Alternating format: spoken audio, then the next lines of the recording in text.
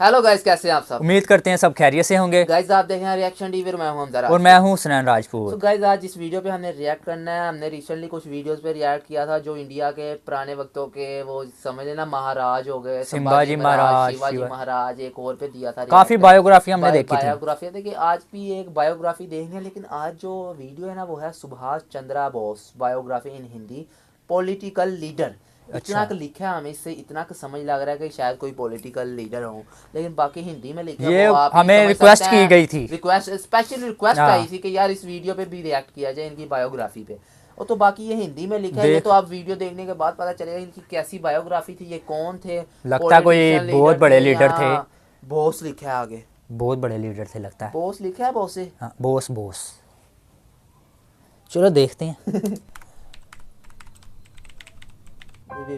तुम मुझे खून दो, मैं तुम्हें आजादी दूंगा। इस तरह के क्रांतिकारी नारे लगाने वाले भारत के महान देशभक्त नेताजी सुभाष चंद्र बोस एक ऐसे नेता थे जिन्होंने हर भारतीय के मन में स्वराज की चाह जगा दी।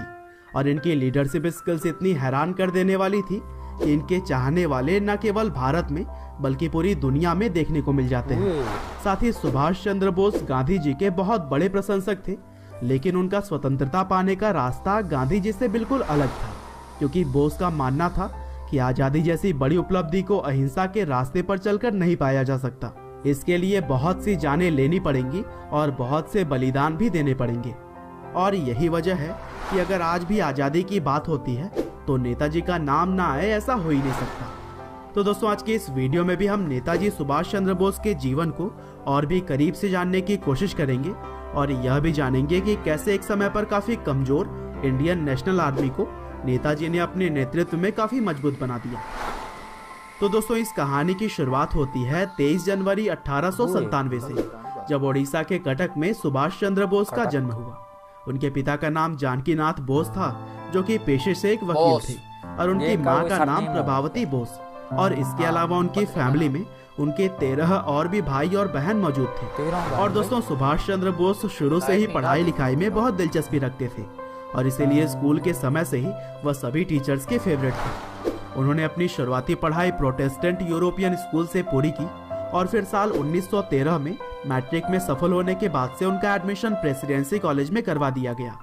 और सुभाष चंद्र बोस बचपन से ही विवेकानंद और रामकृष्ण के विचारों से काफी प्रभावित थे और इन्हीं महापुरुषों के विचारों से प्रेरित होकर बोस को यह लगने लगा कि उनके पढ़ाई लिखाई से ज्यादा देश के हित में काम करना जरूरी है।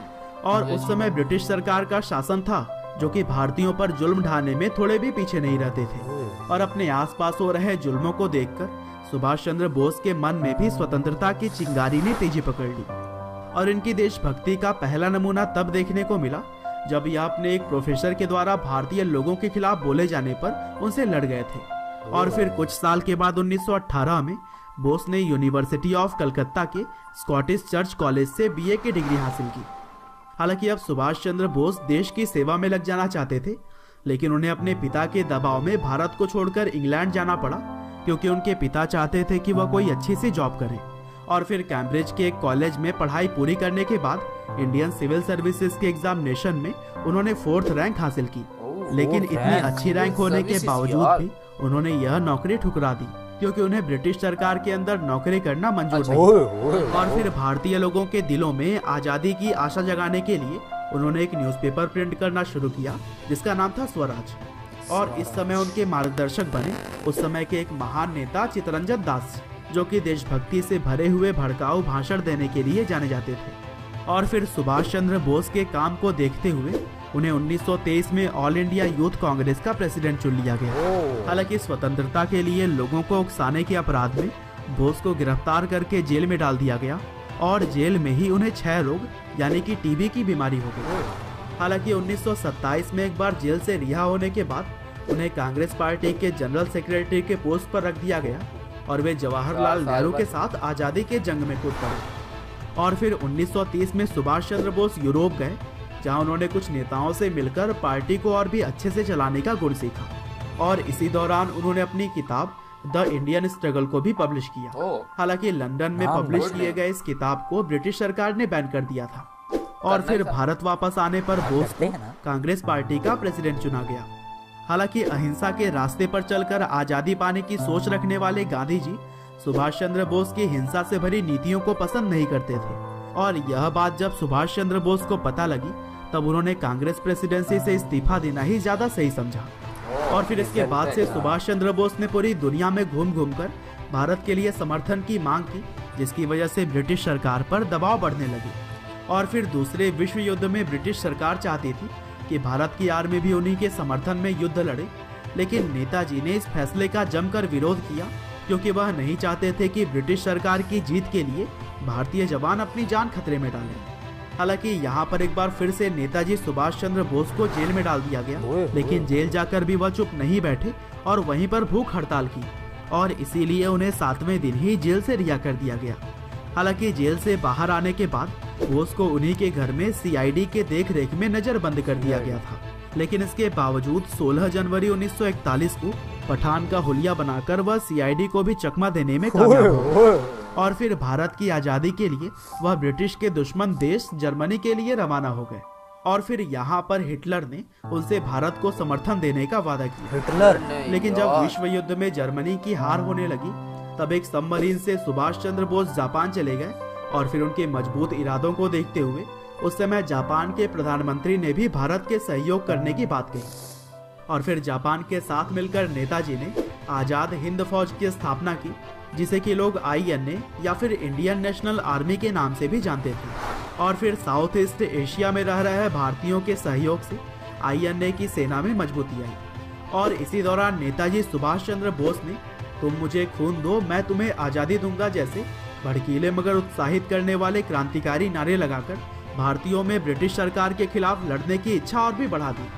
हालांकि दूसरे विश्व युद्ध में जापान की हार की वजह से भारत को आर्थिक मदद और हथियार मिलने बंद हो गए, और मजबूरन नेताजी को भी इंडियन नेशनल आर्मी को बंद करना पड़ा। और फिर इसी तरह से देश की सेवा करते करते 18 अगस्त 1945 को एक विमान दुर्घटना में सिर्फ 48 साल की उम्र में ही सुभाष चंद्र बोस की मृत्यु हो गई। हालांकि उनकी लगाई हुई स्वतंत्रता की चिंगारी ने भारत को कुछ साल के बाद ही यानी कि 1947 में आज़ादी दिला दी।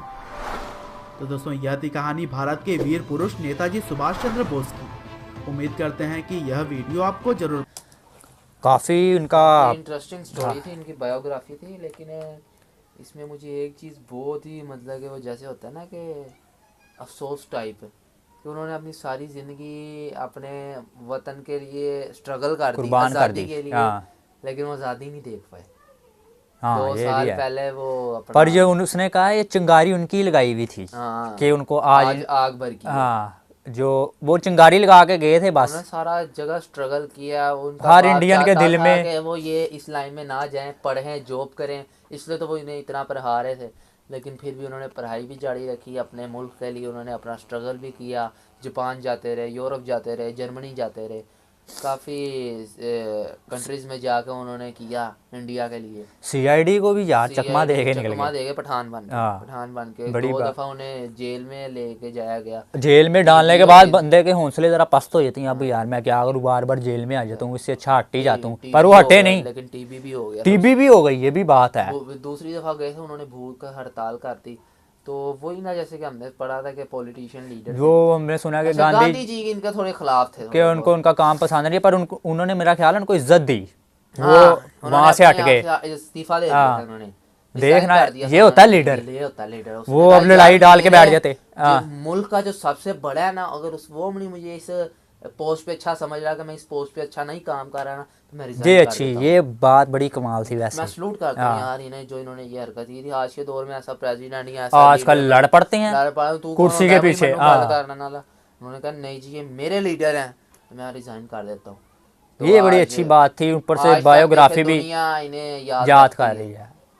अगर इन्होंने कोई ऐसी वैसी काम किया होता तो किसने याद सुभाष करना चंद्र था। बोस। उन्होंने बताया छोटी सी उम्र में ही ये हाँ 18 पता नहीं कौन सा साल में पैदा हाँ। हुए थे, और 45 में आके वो 48 साल की उम्र में ये चले गए थे। तो ये थी आज की हमारी वीडियो। हमें काफ़ी इम्प्रेस किया है इनकी बायोग्राफी ने। सुभाष चंद्र, इनका जो नारा था कि तुम मुझे खून दो मैं तुम्हें आज़ादी दूंगा, ये हमने धमाल फिल्म में भी सुना था। हाँ, तो गाइज ये थी आज की हमारी वीडियो। अगर आपको हमारी वीडियो अच्छी लगी तो हमारी वीडियो को लाइक, हमारे चैनल को सब्सक्राइब कीजिए, सपोर्ट करते रहिए। तो मिलते हैं आपसे नेक्स्ट वीडियो में, तब तक के लिए गुड बाय।